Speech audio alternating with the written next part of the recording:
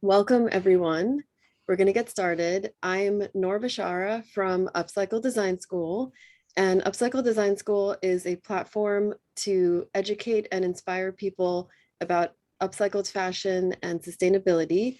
I'm also the founder of Noorism, which is a repurposed denim brand. And as you can see from where I'm sitting, filled with samples and production behind me of repurposed denim pieces. And so I'm really excited about this workshop called Conversations on Creativity with Martina Dietrich from Martina Dietrich Couture.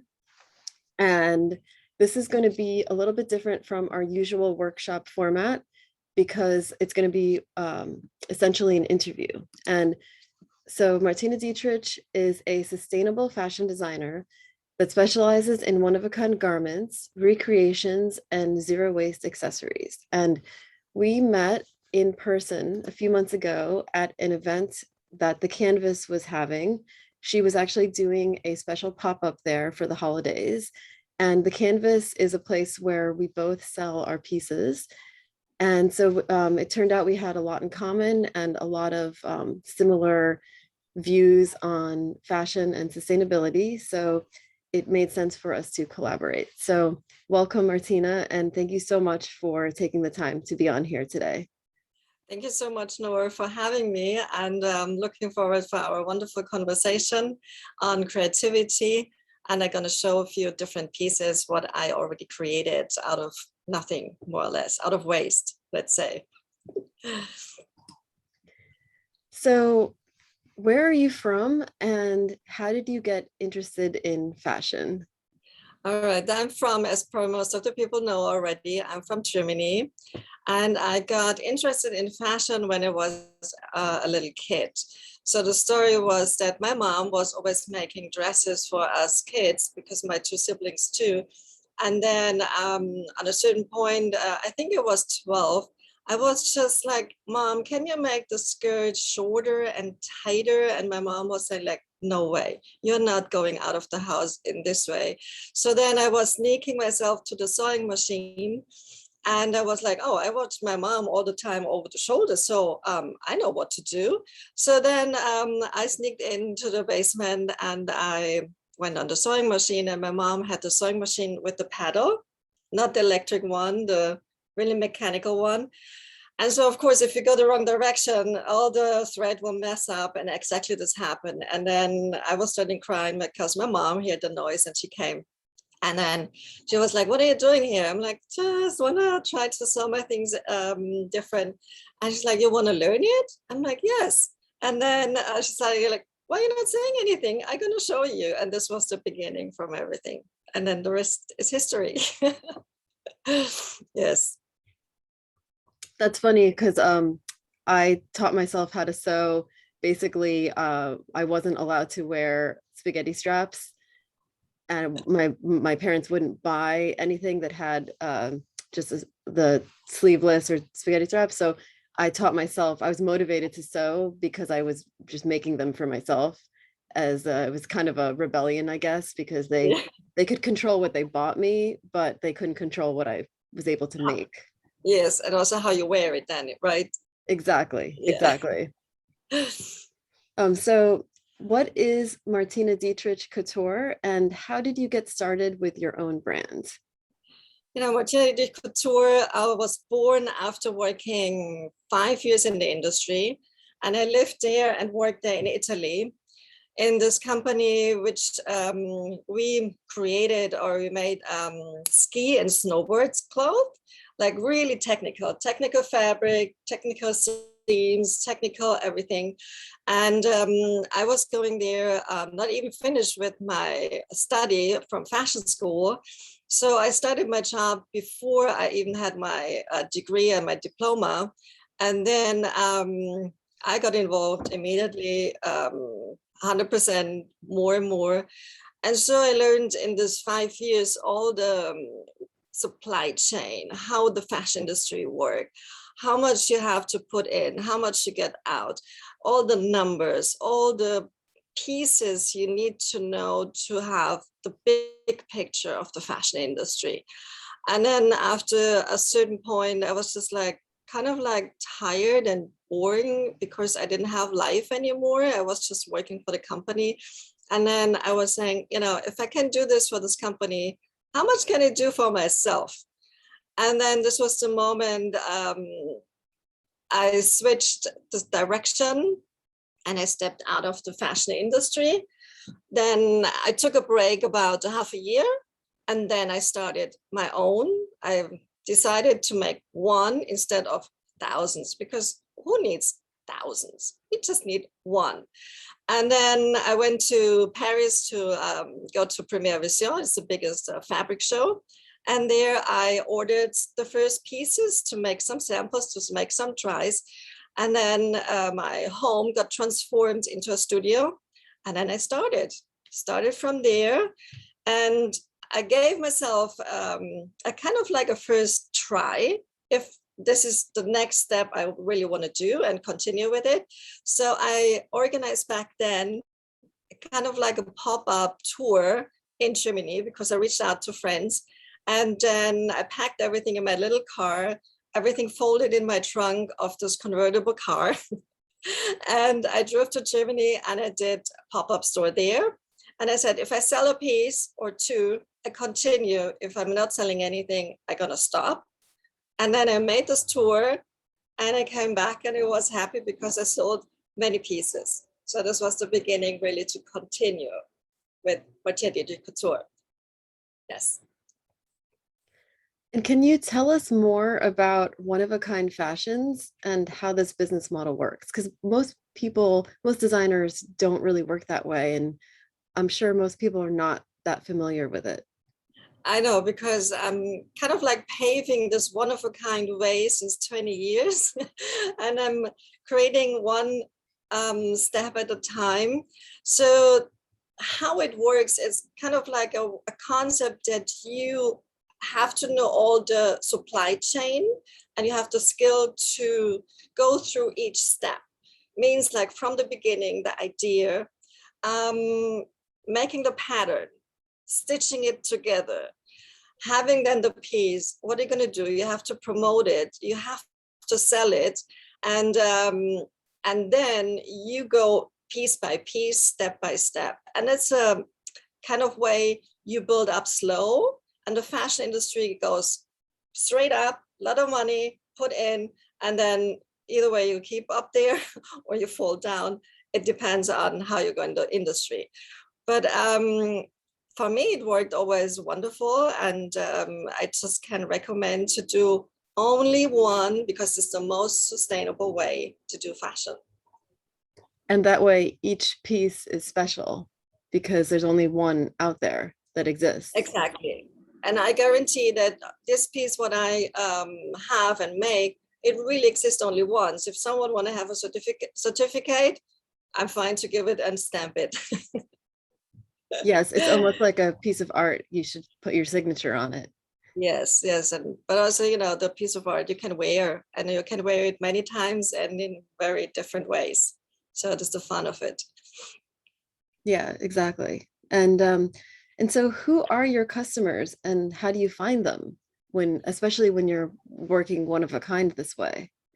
You know, you find customer every day because you are the one going out, meeting people, and you present yourself and you wear yourself, you know, because there's not this way anymore that you wear a Chanel or Gucci or whatever brand. So you become one in itself. You know, there's no separation anymore. You just live your creativity and you show it, and then you meet people, you invite them to the studio, and you know, and then you go step by step. And you are the brand, so you basically represent the brand. And I think my understanding is that you have a trademark on each piece that is kind of like your little stamp that people know that it's one of yours. Yes, you're talking about the orange signature, which you can see here. So each piece have some orange on because this became the signature. And many times people asking me why it's the orange, the signature. And I say, you know, because this orange is a color you don't find in nature. It's not out there, but it fits to all colors from the nature. And I loved it from the beginning. So this was always my love affair to this color. Interesting. Yeah. And so how did sustainability become part of your work? And can you show us some variations on upcycling in your designs? Yeah, sustainability was always something from beginning, from day one. But back then, you know, 20 years, no one was talking about sustainability. It was just like you make new things, but you never talked about actually your secrets, because upcycling was back then like not really good. You know, so you need to do something new. But right now, over the 20 years, and upcycling became more like a usual part to put into fashion and recreations. And then I was thinking more what I can do and what kind of material we have. And so I started crocheting plastic bags. And I'm going to show you what is the result, and then I show you how to make it. So you have to put back my hair a little bit because it looks much better. And then this is actually the head made out of plastic bags, crocheted It's plastic. so cool. Right. And then if you even don't like this anymore as it is, then you just open up this pin, the safety pin. It's a big safety pin. And then you can wear it in other ways and fold it in other ways, even if you want to, you know, put it up in a different way, then you have a new look. And then everything, you can style it, the hair's back, and then you just have a very different look. So there are many ways. And actually I started crocheting a bag. This was the initial way to do this bag. And then this is a bag made out of, wait a second. I love New York. Plastic bags. I hope everybody can see it. And so the moment I came here, I got so many bags and I was like, oh my gosh, what am I gonna do with it? Throw it out? No. So then I was like, let's make a different bag. And I made then this bag. And the fun part is with this bag, this shape of bag, you can actually wear it as a hat, which also I want to mention Deborah Rappaport. She always say everything is a hat. And so I was like, really? Yes, and she is right. So everything is a hat. I just have to see myself, and then you can, you know, pull in some, and so you perfectly have a hat. I love it. Not only a bag, you know, you go to the supermarket and you wear your bag on the head, and then you're like, sure, give me my grocery, and you put it in. Those kind of things. And now I want to show you actually how to make it. So you just have this plastic bag, right? And then you cut strips here and you get some kind of loops, right? Because the plastic bag is closed, so you get loops. And then these loops, right? Exactly. So then these loops, I already prepared some yarn, some plastic yarn, which actually is very simple, and you can look it up in many tutorials, that you have one loop and then you just go through and loop it together. And then you have a little, you know, knot. Oops, and then also sometimes breaks. But then you just knot it again together and it's fine, because sometimes the little pieces, it looks really nice to let it come out of the crocheting part, you see. And that's, you continue with different colors already prepared, or then you, if you want to put two different colors together, let me just open this one. Oh, wait a second, this one is better. This already have the loop, right? And then you just go in. Now it's falling down. And you just loop it through all the way.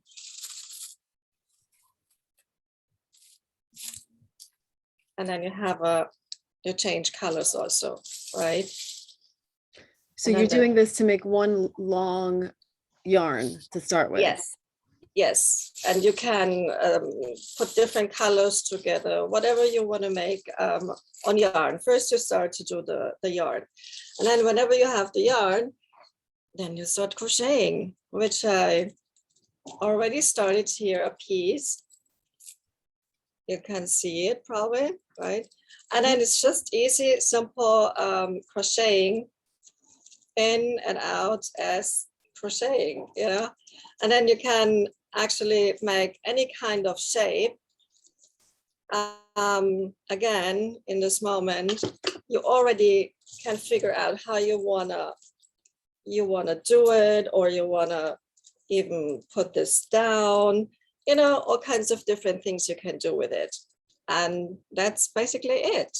And this is the easiest way to recreate something out of a plastic bag. How much fun is this? Wow, that's amazing. It's so simple and it's almost so obvious. Why aren't more of us doing it? I know, this is like, you know, anything you can actually, this is like creativity, anything you can make and cut into strips, then you can crochet, you can knit it, anything you can do. Or even I got from a friend of mine, Elke, a bunch of ribbons. And I was like, oh my gosh, these ribbons are fantastic. And you see, it's a whole bunch of ribbons, orange ribbon. It's this kind of like elastic ribbon. This one day, probably also I'm gonna crochet or knit. But right now, I think it's really cool and fun. And you could even do like a headpiece, you know, put some things underneath and you can wear it as a headpiece. So, you know, creativity is really something, there's no wrong. You just be open and listen to the material when the material is speaking to you. Then you find the idea, or the idea will find you, or you dream about it, get up in the morning and you're like, oh, now I know what I'm gonna do with this and that. This happened a lot of time to me. And there's other ways that you have upcycled in your work. Like, I think there's a necklace on the rack behind you. And Yes. Is that made from some of your scraps? This is made from fabric scraps, because even if I do one of a kind, so I make one piece, but still I have some scraps, right? And I feel like the scraps are my treasure. I can't throw it out just because I don't need it anymore. So I was thinking, what can I do with the scraps? And then I figured out I just want to roll the scraps and make some pearls, I say, some pieces, and you make a statement necklace. You know, there's always something what we can do. Even then, I'm going to show you also one other thing. It's knitted.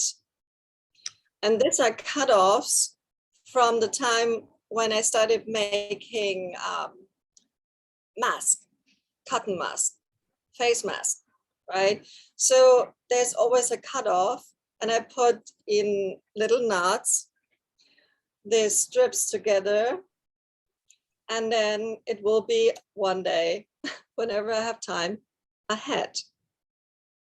Very cool. So you can pretty much knit anything. You can knit anything and you can wear anything and everything, you know, that you're just having fun and whatever you have.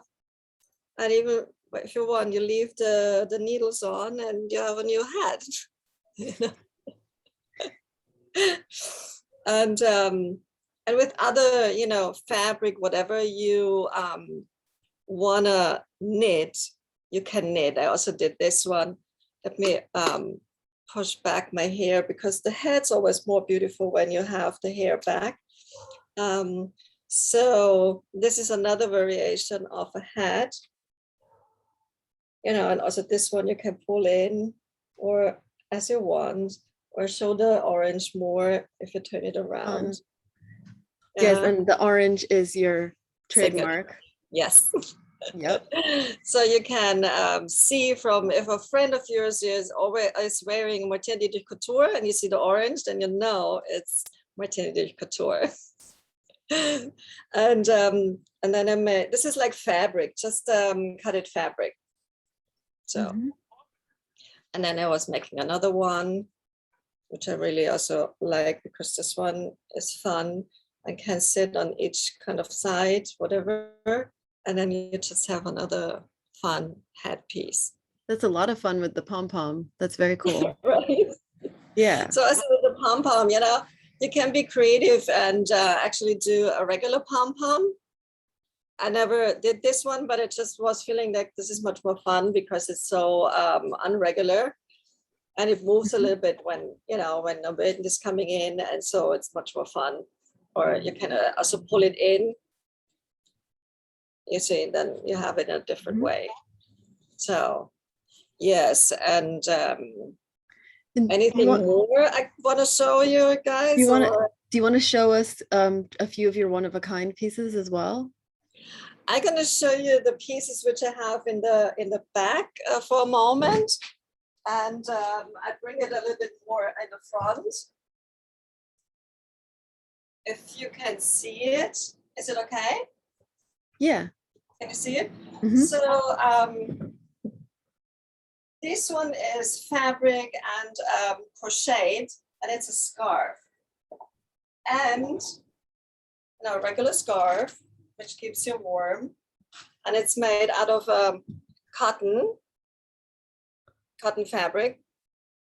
And I tie-dyed it. I colored it. So is that a stretchy cotton fabric, or is it just a regular? A regular cotton, but through the fact how it's crocheted, it's a little bit more stretchy, you know. There's a little bit of movement in. It has a great texture. Thank you. Yeah. And then this is like a men's shirt, which I tie-dyed and made it more longer with another piece of tie-dye. So this is also a version of a recreation and many ways of playing around with the shirts. Yeah. Or then I'm going to show you also one other piece, which is a coat. Can you see it? It's like a coat. It was a jacket before. You can see until here it was a jacket. And then I added same wool fabric in a different structure. And finished it in a different way. I opened up the seams and I made the seams come out. And I added hand stitch some ribbon and hand stitch more. So with the recreations, it's also what I want to mention is very important to have a very high-end finishing, because otherwise you're just losing the value again in a piece. The piece which is made in the fast fashion is done very quick. And so when you recreate it and you put your, as Lee Edelcourt is saying, labor of love into, then you bring back the value, because we are losing the respect of the garments of fast fashion. We just use it and we throw it out because it's not even possible to wash it once and wear it again. Then, so in this case, it's really, really important when you do recreations, look at the finishing. It needs to be a couture finishing. Otherwise, don't waste your time, I think. And so these pieces you've shown us, these are recreations. So they started with a garment that existed and you altered them, you added to them, you made them new. Exactly, because I think, you know, it's much more fun also to be creative with these pieces, because it's challenging you. And then also, you know, we have so much on earth already that we don't need to do another collection and another collection. It's just too much. We can everybody can sit on a pile of garments that actually going to the landfill. And we, why we're not using everything we have and transform it into something with more value. I think this is like the future to go to. For the right now, the future is not producing this kind of waste. Okay, it's another discussion. It's all, it's all related. And so when you make your one-of-a-kind pieces, do you work, either you're inspired by the existing garment or the fabric that you start with, and also when you're working for a client, how is that process different, and how do you work with a client? Because you also you work with people by appointment, and you also create ready to wear one-of-a-kind pieces that go to the store. Yes, and the kind of like work with the client is a collaboration. It's not the regular way, as we know, the made to order. Made to order is always that you have already the industry set up, the whole measurements about the size, and then made to order, they just adjust things to your body. And I'm creating the garment with the client, with all your needs, with all your love, and to certain things I also will say no, which is very usual, because normally everybody's expecting the yeses, and sometimes I have to say no, because about the knowledge from working and making one-of-a-kind garment, and then knowing how the fabric is on your body, how it is looks really, really good on you. Certain things you can't do. It's just a technical part that it's important to know, because otherwise you make a zipper in a bias dress. Makes no sense. So, this kind of way that you also explain what you're doing. And then everybody will understand that this is a yes and this is a no. Right. And what do you do if the client wants something that you just think is not going to be attractive? Then I will ask the questions why they want to have it this way, and they probably could think about something different in a way, and explaining, showing, right, touching, seeing the material. And it's all about that you get, that you understand what you're actually wearing. Because in the industry, we just get something put on you, on your body. And then we are wondering why our body is not fitting into the garment, because the garments need to fit your body, not other way around. Right. So you have an opportunity to make something that is really flattering on someone too, because it's made just for their body. Yes, absolutely. Because like I say, in the industry, we need to make a diet to fit into a certain size. And I don't believe in this, because we are all unique. And that's the reason why we need unique pieces. Yeah. And so you've been doing this for over 20 years now. Yes. How do you stay motivated? And what role does creativity play in all of that? Oh my gosh, creativity is my nutrition. My studio is my home of creativity. It's really every day when I see whatever material, fabric, it's just giving me a new idea. It's speaking to me. And then now, through the fact that I do the recreations, so this recreation garments, they're speaking to me. And I'm like, oh my gosh, this is an idea here and this is an idea there. So sometimes I just don't have enough time and too much hands to actually execute then the ideas. And, creativity is 24/7 in my life, because I live my creativity and I love it, to be creative and finding solutions, like this was like a thing about having this and going to the garbage when you're not using it anymore. And then I was feeling I need to find a solution, and then I found the solution. So this is the challenge also, what makes me happy, to create and finding solutions in all kinds of different ways. That's what I think is really fun about upcycling in general, that it's a challenge and you're kind of solving a problem. And it's a design challenge. It's okay, what can I do with you, this garment that has already passed through its first life cycle. So now how can we make this new again, or how can we make this valuable again? Yeah, absolutely. I think this is like really enjoyable to be free, and whatever you can do, this is creativity. Be free. There's no wrong. You just do whatever you want. If you want to cut the sleeves, just cut the sleeves. And then if you want to hem it or whatever, make it in a nice way, in a couture way. Or if not, then make it visible that it's hand stitched, that it's really then a statement, and not just search it and that's done, in an easy way. So Yeah. there's always a challenge how to, make the creativity visible in the piece. Well, and I don't know if you agree with me, but I've always felt that creativity, sometimes my most creative outcomes come from having constraints.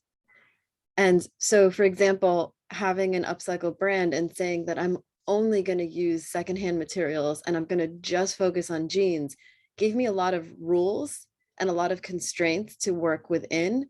But from having all of those constraints, my outcome and my end result ends up using more creativity, I think, than saying I can use any fabric I want and I can do anything I want. Do you agree? I totally agree, because I think it's important that we take out a theme, a section, a material. Of course, we are creative and we could do anything and everything, but then it's kind of like a mixed cocktail, a mixed salad. And sometimes you just want to focus and show what you can do with one thing at the time, and then you can do another thing at the next time. Which is really important also to structure your business, or you structure your creativity in a way, because the business part is then the later part, so that you are focusing on one thing, and then work on it, create on until the perfection, until you're tired, test everything and anything, and then you go to the next step. Yeah. Well, and also speaking to, you mentioned the working in the business to it, aligning the business and the creativity is also one of those constraints, right? Because I could spend 1,000 hours making a beautiful denim gown, but is the customer able to buy that? Maybe not. So also figuring out, how can I create something really beautiful and have it not end up being so expensive that no one can afford to wear it, and how can I create this really creative piece and have it be something that someone wants?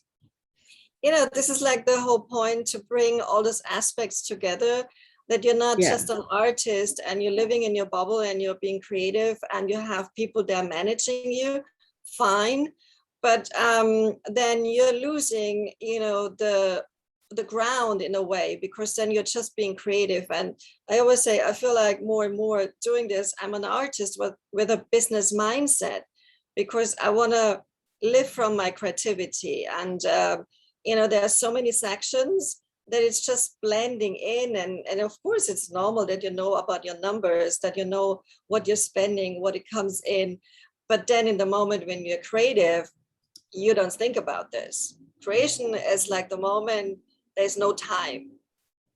And then later on, when you have the finished product, of course you have to understand and see why and how you made it, and how you can also present it to the world. Whoever is then the right, I don't know, find the right match, and then you go and figure it out. There's a lot of time to figuring it out. Yeah. And so what really inspires you the most? Inspires me the most for the whole business, for the whole fashion, for give me a little bit more direction. Yeah, for really for everything, for what inspires you for the business, what inspires you for making a piece. You know, there's every time I see something, because I'm very visual, so there's too much inspiration sometimes that I have to kind of like slow down and not watching and not seeing. The moment I go out, it could be, you know, some garbage sitting there because someone threw out a sweater and that's just laying there, and I'm like, oh, the sweater is actually a nice pattern. It could be fun, or anything. It's sometimes too much for me, that I have to really like be inside and be quiet and just be in the moment of creation. This is like the most, yeah, it's like for me sometimes the most hardest part, because my brain start working when the brain want to find a solution. Yeah. Especially in this world of social media and the internet, and there's so much to watch on TV, and you can just take in so much. So much, totally, so much. And then also so much on sustainability, on trends. On now we had Fashion Week all over, from New York to London to Paris and Italy. And there's so much out there, and it's just overloaded. We're getting overloaded. And sometimes also feel like, you know, how you be able even then pick your piece, what you really like and love, and use it every time. It's hard. You have to go through all the stores, all the websites, researching for hours to find your own thing.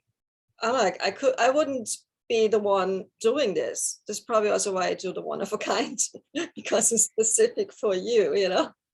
Yeah, yeah. So, I so wouldn't have the patience, you know? do you almost find yourself sort of limiting some of the like limiting your time on social media, limiting how much TV you watch, limiting how much comes into your world, so that you're not overloaded with too many inspirations to choose from, I guess, when you're in your creative process? Yes, and I try also, you know, I'm on Instagram, of course, and it's wonderful because it's like a way that we are connected. But being on Instagram and seeing all the time all kinds of different things, it's just like too much. And I lose then also focusing on what I'm working on, because then you see this and you can get inspired on this one, on that one, or you want to get in touch with this person. And it's another job, I will say, because there are too many things going on. And I try, you know, really focus on this, what I have on my table and makes me happy, because Instagram itself is not really, honest to you guys, not make me happy.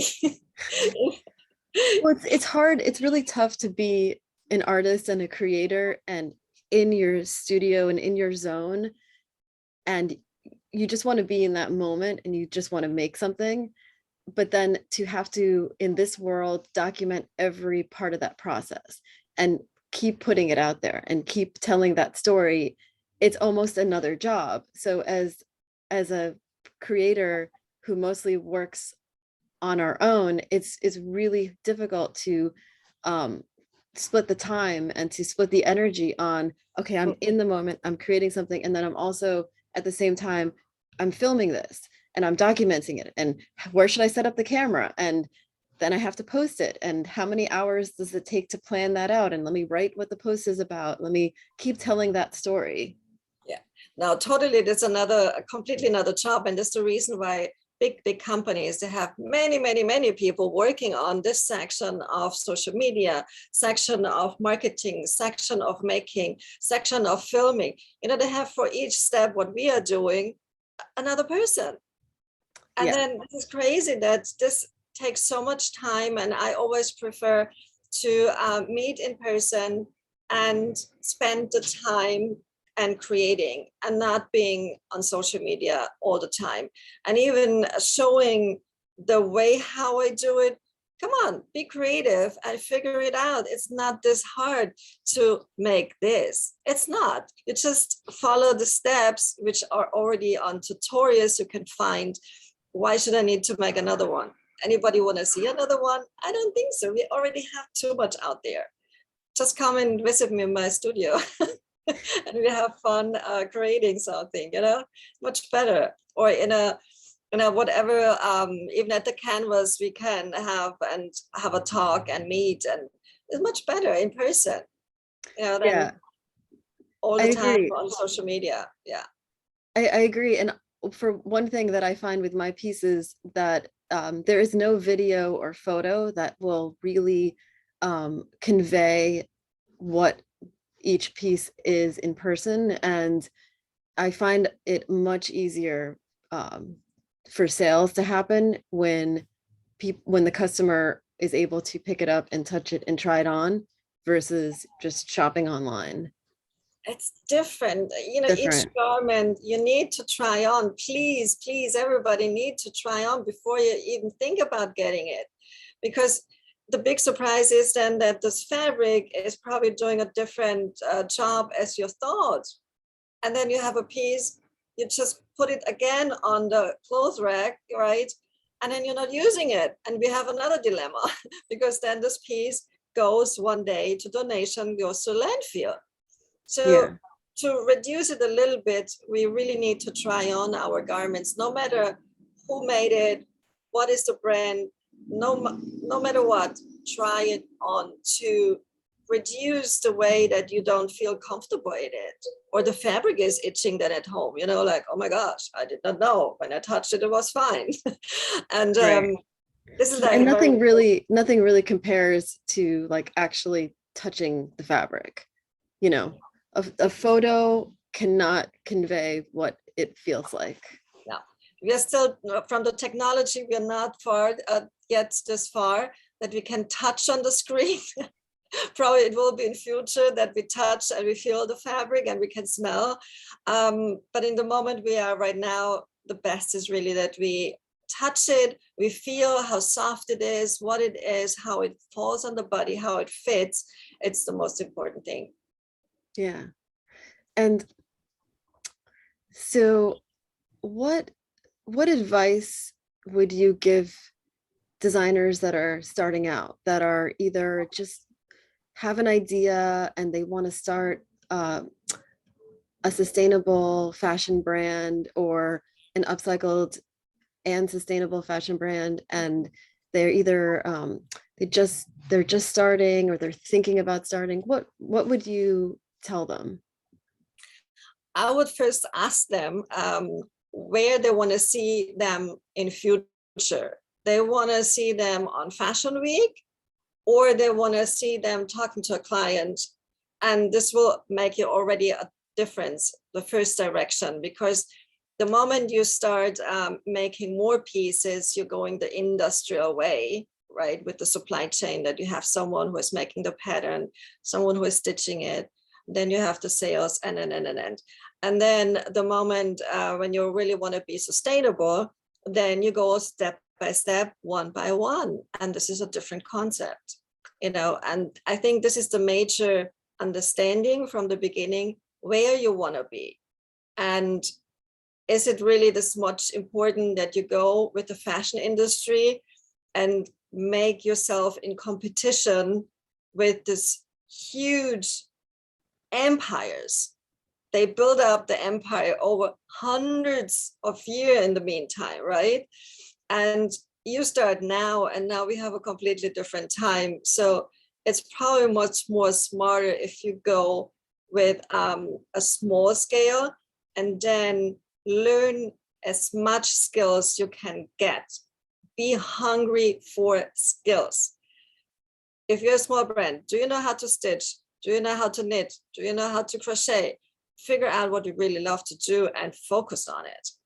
This would be an advice I could give, to people that really want to jump in. And then it's a full-time job, 24/7.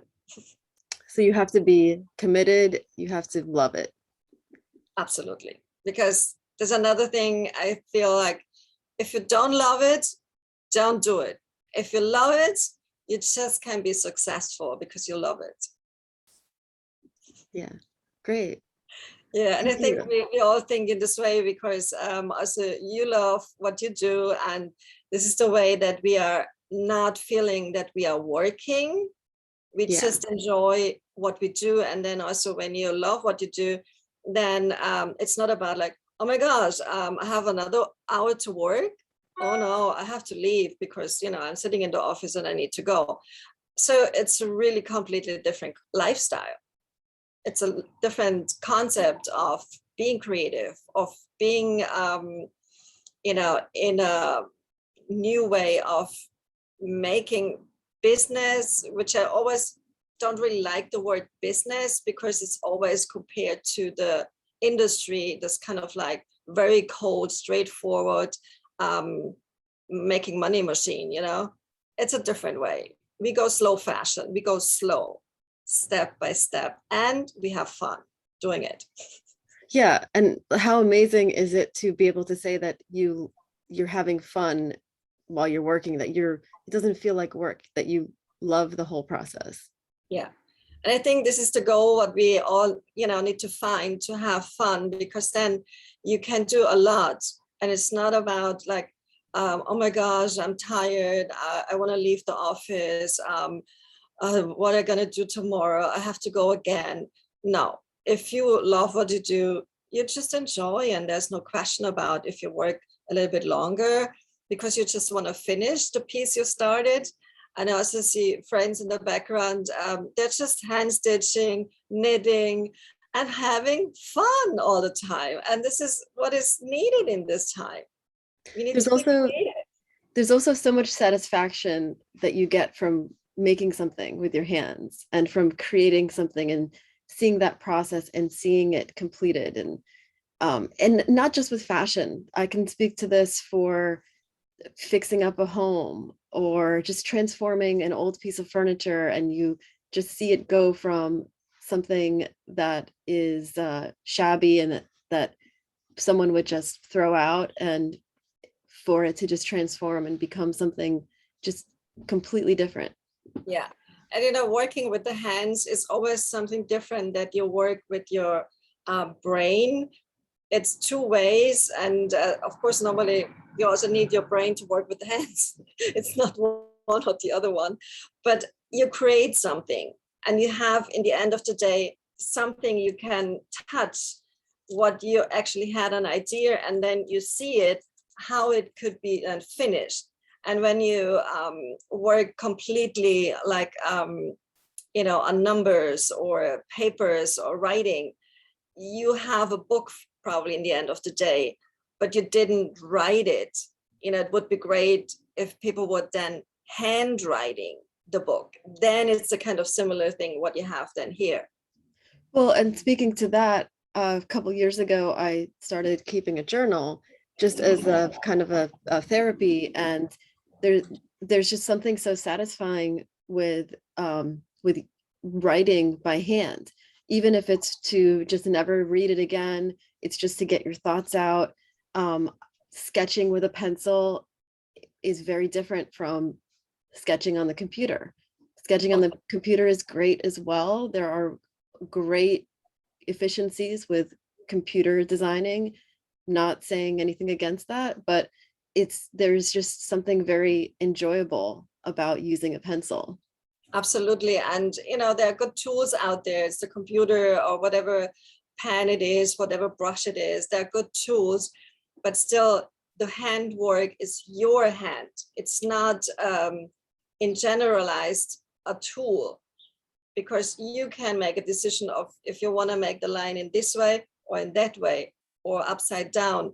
So it's really about your own individual way of showing your creativity out there. And sometimes you need good tools like a good hook, good needles. All these tools are very important, and you will love them and you have them forever. And also I think the computer tools are good to know. And this is also what I want to say, that it's always good to know what is going on and where the fashion industry, the fashion in general is going to, like the virtual fashion, the kind of like future of fashion. We need to know, we need to be informed. Doesn't mean we need to do it, I think. Yeah, we just have to make sure you know what's happening in the world. Exactly. And then if there's something what happened is a word and you feel like, oh my gosh, I did not know, but I love it, jump on. Just do your thing then and go with it. And don't question, oh, if it's too early, if it's too late, whatever. Just feel it and go for it. I think that's the most important thing. Just go for it. Yeah. So does anybody have questions or comments or anything for Martina? Feel free to put it in the chat or just turn your Hi, yes, I microphone on. do.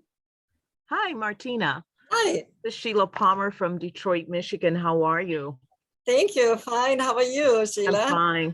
I'm fine, thank you. So a part of when I'm not going to assume, but I'm a fiber artist also, came out of fiber, design school many years ago, 20 some years ago. And that is one of the questions I want to ask you. When you are making and recreating and upcycling these pieces of clothing or finding new material, Mhm. how are you marketing them to the public? Because I just got off of 1 month of traveling the country to wholesale trade shows and different things. I have a fiber business and I create everything by hand. I only do 6 one of a kind. So I do one piece 6 times and maybe 6 different, just one color each and 6 items. And Wow. so I've been successful in the fact that you don't see everything I make on everyone. So everyone, it might be 6 items that I made, but in different colors. And the women like that because they don't see themselves out there. So it truly becomes a work of art. But how are you marketing yourself, or if you are marketing yourself to a larger audience? Because I'm like you in a sense, I enjoy what I do. I'm passionate. Every day I'm in my studio, I get up and I work 4 or 5 days a week. And then I give 2 days for inspiration, travel, and 1 for family. And so therefore, I'm always with tons of materials that is labeled, clean, cut, washed, prepped, all ready for that moment of creativity. But then marketing it, I have an Instagram and Facebook page, is another source because a lot of times people don't get it. They know it's, so I'm tending more toward functionality, sustainability, creativity, one of a kind, but marketing that has to be challenging because I know my market is small, a small niche or niche market, whatever word everyone want to use, but I have a small market. I don't care that I expand big, but I want to make money off of it. And wondering, what do you do for marketing plans? Or you, Miss Nourished, what do you do for marketing your products out there to a small cellular circle of particular women? Because that's the type I attract. Women who are unique, one of a kind, powerful, maybe entrepreneurs, business, but they want a unique look. So how are you guys marketing these wonderful, one of a kind pieces? So there are a few ways that you can market, and I would always start kind of like with the smallest circle around you. Means like from the city you are in, you go out and meet new people. And if you have a studio, they can come to your studio, right? You have a Right. studio. Yes, I do. Mhm. This is then a way that you meet the customer, the future customer, the people they're interested in. And then you go on a bigger scale because then you can also make a pop-up shop that you meet new people, completely new people in whatever, and I don't know, in a store, in an empty store. And then also you could, become a part of a community, which we are creating and building up, to come then once also to New York and make a pop-up store. And we come then to you and make a pop-up store. So this is like to build up the community. This is the biggest part in marketing, and not much, on Instagram. People need to understand what you're doing on Instagram. It's fine. But actually, I believe always in more direct to the customer meeting than putting too much out, because our pieces, even online, I have a few pieces online also because I want to show what I'm doing. And I have to make a completely clear description that the customer is understanding what is it and how it is. So I think the best way is really to go out, meet a lot of people, and that will build you the customers. Yeah. Now, let me ask you this. When you say pop-up shops, which I understand we are very big in entrepreneurship here in Detroit. Detroit is absolutely on fire right now. The entrepreneur and the creativity is beyond unbelief. The growth is fantastic. But what about when we say pop-up shop, which I think is a new term, I still love doing trunk shows. Does anyone, I'm aging myself. I'm aging myself, but it's the same. It's the same, okay. It's the same. We just, I don't know what is the better way to say it. It's just like a temporary time that you are somewhere showing your pieces. You know, I don't know if the trunk show is the better word or if the pop-up store is the better word. For me, it's kind of like the same. I don't know. Yeah. Okay. I am going to probably combine the both and create something unique. Probably. Yes, but that your ideas is excellent.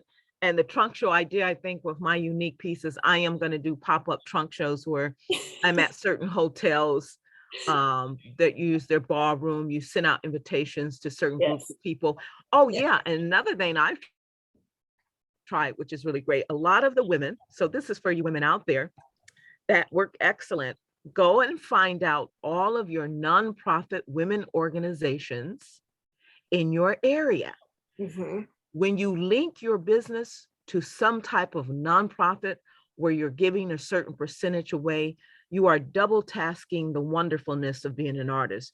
You are giving back and you're connecting. And of course, I want you to be connected to groups that you fundamentally believe in, not just because they have the biggest money. But I have done that a couple of times and the rewards have been unbelievable. Not only do you find new clients, but you also interact with a group of women that you would normally not meet in your everyday setting. So women who are nonprofit organizations, find them in your community, hook up with them, let them know your intent. Your intent is about helping, but also exposing. Be very transparent about that.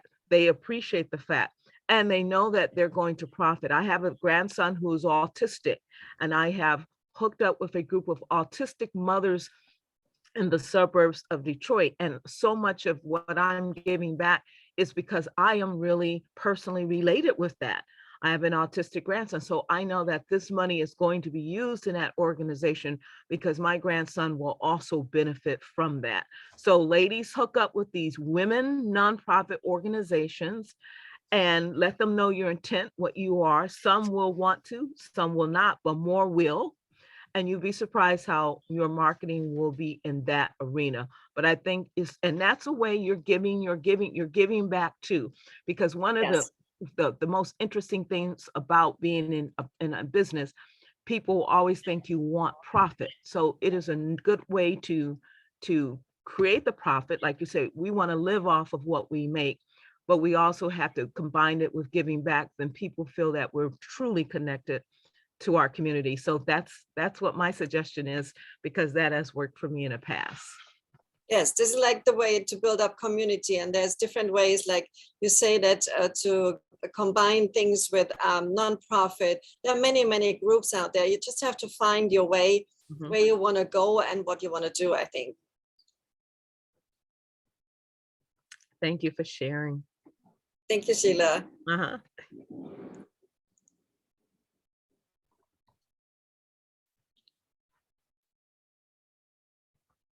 Does anyone else have questions, comments? Do we have which is in the chat? Deborah Rappaport said, very inspiring, very unique. Recreation is also recreation. Yes. And then also I want to say, like, Sheila, is it possible to see your pieces you are working on? Do we have a website? I do too. I am sending you my website right now, and you can go to it. And I'm also excited that I'm also a recipient of the nestbuild.org out of New York. I've just received a grant for expanding my business because everything I do, I make by hand. The only thing that I have, from hand felted fabrics to everything. So yes, I'm going to send you Yes, this please. link right now, and then you guys will be able to look at Wonderful. what I do right Yes, here. and if there are other people, they are creative and they want to share their website with us, it would be wonderful. So we can always include everybody then for the next step, what we are planning on, what we're doing on, what we're creating. It would be wonderful. I feel like we found our own private group because it's so hard to find women who do this unique one of a kind, because as you said earlier, it's a labor of love. Most Yes. people will not do what we do, and they just can't believe we do what we do. Exactly. No, it's totally true. And it's really hard to find more people. They are really doing the one of a kind thing. And everybody's just thinking in the fashion industry, supply chain way. Exactly. So, all right, I think we got it. Yes, perfect. We got the Wow. email. Beautiful. The website. Yes. Yeah, really, really beautiful work, Sheila. And I would suggest looking into the canvas in New York City. Okay. It's a different business model than the traditional retail store. So it's kind of more like consignment, but you can give them whatever you want to be in the shop. And personally, from my experience, I have better luck selling pieces in person than online. Right. And Instagram is about telling the story. Right. YouTube right now is about educating more people, inspiring more people to get on board with this. Can you send us that address for Canvas, where it's at? Yes, Okay. it's 250 Bowery Street is the physical address, and their website is, I think it's the canvas.nyc. Yes. Yeah. Can you type that for us to see? Yeah. Okay. NYC. And maybe, it might make sense to have them on one of these workshops at some point and just have them talk about what they do a little bit in more detail.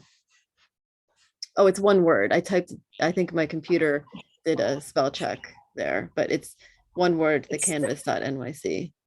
Yes. And I would maybe look for more of those kind of stores, or stores that are open to consignment as well, because I found from experience when I first started out that definitely you need a physical presence, but the traditional retail model is really, really tough to make money because you have to mark up your pieces so high that it's just such a high price for the consumer to end up paying, that at least with a model where the physical location takes a percentage, then it's not 2.5 times your cost, that you can make a little bit more money, and you can do better with sales because you don't have to charge so much for the consumer.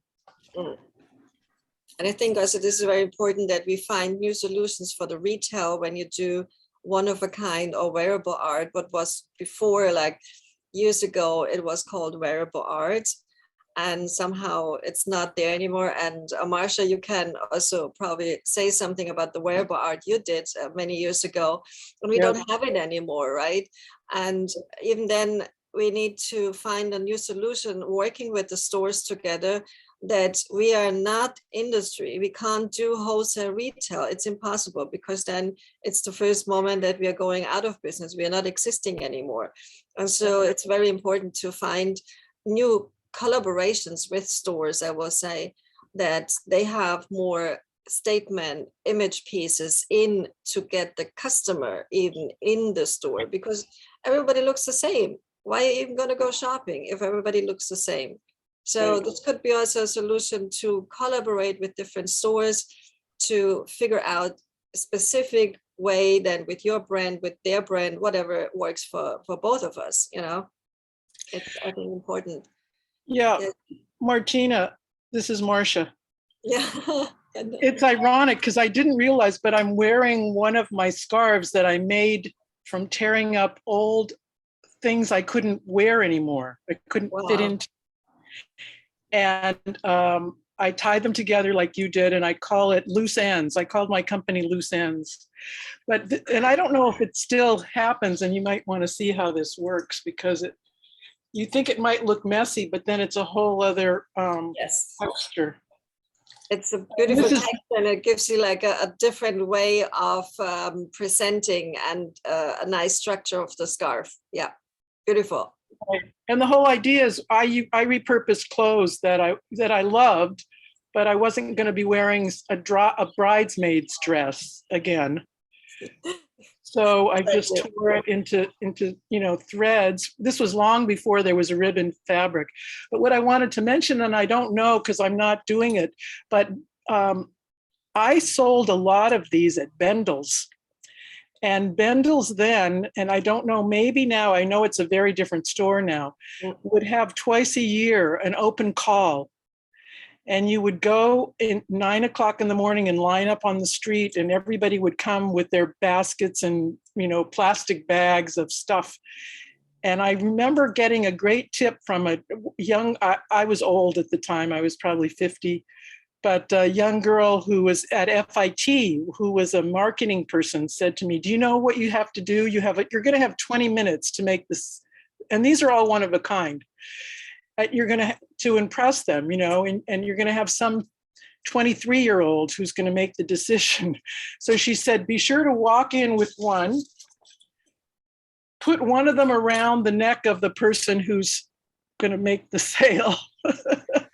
and that way, you can really make an impression, if you're really looking to sell. And they bought a lot of them, more than I could create. So I went to women's shelters and just gave them materials and had the women could stay home or stay with their kids and knit.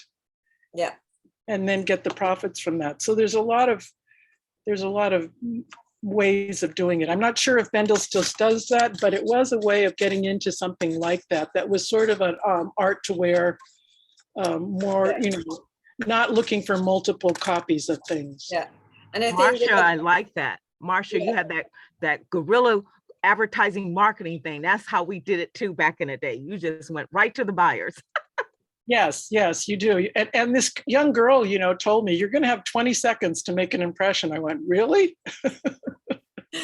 But we lost a little bit out of this this one-of-a-kind garment. We don't have it anymore, and now it's the time to bring it back. We always have everything was already here before, and so now we just have to rethink and recreate it and bring it back to life again, because there are many people out there who want to make one and not want to make thousands of pieces and somewhere out of the country and. So I think we have to think more in the community how we can create a new step for one of a kind or really limited edition, max to 10 pieces, I would say, not even more. And no, in the 10 pieces, probably no size, because it's another thing. If you start sizing, it's another craziness. So we probably could think about creating a group of people that would be interested in doing this, and we figure out what is the next step to do to present it. It would be great. Right. Yeah. Absolutely. Thank you much for sharing your story and experience. Probably we can really learn from you. We're loving this. We're right here. This group of women, we need to do something right now. Start an organization. I'll hop on the train and meet in New York. I'm seriously, I will Come to New York. I have Amtrak miles, baby. I'm all in. Yes. Let us know when you're coming. Wonderful. I wanted to piggyback on also what you said, Martina. For me, at least, especially at this point, it's the process. I have to be in love with the process. Yes. I used to have an expression that was, it's the process, not the product, but it's both, obviously, but you really have to love doing it and just get lost and be in another part of your brain when you do it. It's just such a wonderful feeling. I 100% agree, because also I get when I make things, I'm not thinking about anything else. I'm just really I'm diving into this, whatever creation I do, a hand stitch, I crochet. I'm not thinking about anything else in this moment. And this is the beauty part, to really feel and create. And then this is like a true piece which is coming out. Yeah.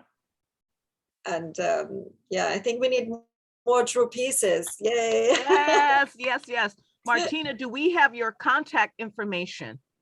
I'm sure Can you post it for us? we can. The website, do you have the website? No, I do not. Okay, let me just put up the website. I type it in. And also, let me chime in to say that the recording of this will be posted on the Upcycle Design School blog next week. It will also be on the Upcycle Design School YouTube channel, and there will be links to Martina's website on there, and her Instagram. And if you want to share your email as well, I'd be happy to put that in as well. Yeah.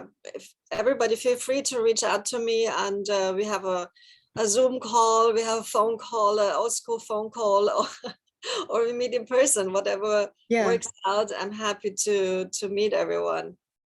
Yeah, maybe that's something we could consider doing in the future, is doing an in-person meetup. That could be really fun. Yeah, that would be wonderful. Wonderful, right?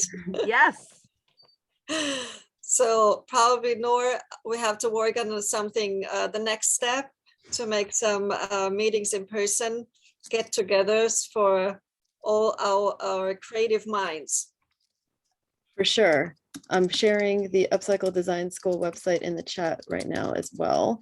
And also, you guys, since you signed up, oh, that was a direct chat. Let me do it to everybody. Since you guys signed up for this workshop, you will be on the email blast for when the recording gets published. So don't worry about having the information. You will be getting an email from Upcycle Design School. Nor, quick question. With you being at FIT, is there any possible way, just thinking outside the box, that we could all meet there once, like 1 or 2 days there at FIT or some facility there, and all come together? And that would be exciting. Just something to put in your head. We can definitely find somewhere to meet. Okay. I'd have to look into talking to them there, but we can absolutely meet at the canvas for sure. Okay. Yeah, this would be actually a great idea to meet everybody. We can make something at the canvas. You can always meet at the gallery or at Kobayaki, the Japanese place across the street. Ooh, exactly. Accessible. Or we could, my studio isn't that big, but as the weather warms up, we can come here and hang out outside or something along those lines as well. Yes, also we can meet outside anywhere. And, here in New York, we have, even at the little island, we can go and meet and make a creative moment to share ideas. Yeah, that would be wonderful. And if we find out how many people come, all of us could bring, listen to this would be great.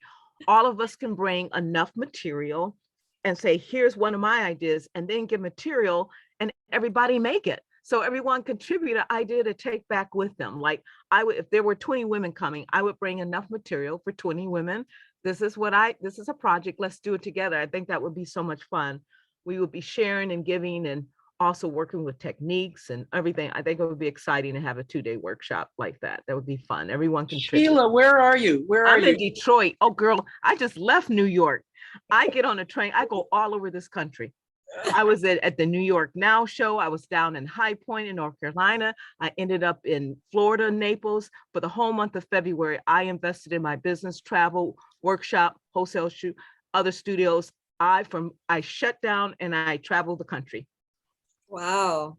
The only time I fly back home is at the end because I have so many bags. so I have to send the bags back on the plane, but I take the train so that I can stop at every place and be a part of the community and go into the studios, meet with artist friends. Sounds fun. Yeah, so I do it the Amtrak way. That's amazing. You're killing it. You're doing exactly what you should be doing.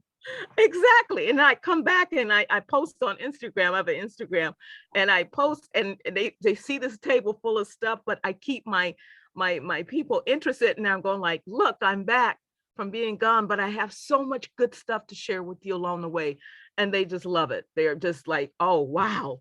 And so, yeah, I would love to be a part of this group, and we come up and meet at least once or twice a year.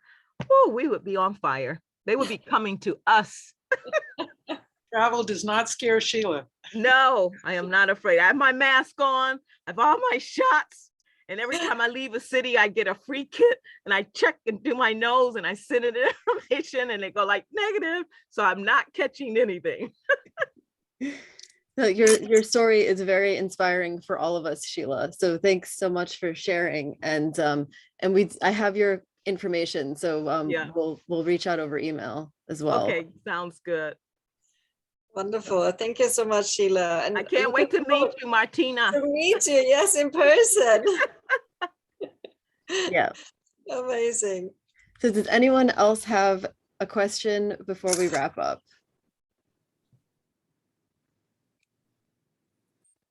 Okay, so thank you guys so much. Thanks for taking the time to watch this today. And thank you so much, Martina, for taking the time to be interviewed and to talk with me. And so once again, I'm Noor Bashara from Upcycle Design School.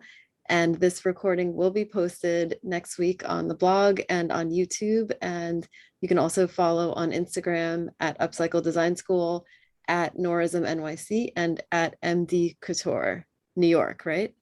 MD Couture NY. NY. Yes. So Well, thank you guys. so much, Noor. Thank you so much for having me. And thank you for everybody who was on. And I'm looking forward to everyone to see finally in person. We need to meet in person and create with the hands. And I'm looking forward to make this happen, that we meet all in person. And see Yes. you next time. Bye. Bye. Bye-bye. Bye. Bye. Bye. Bye.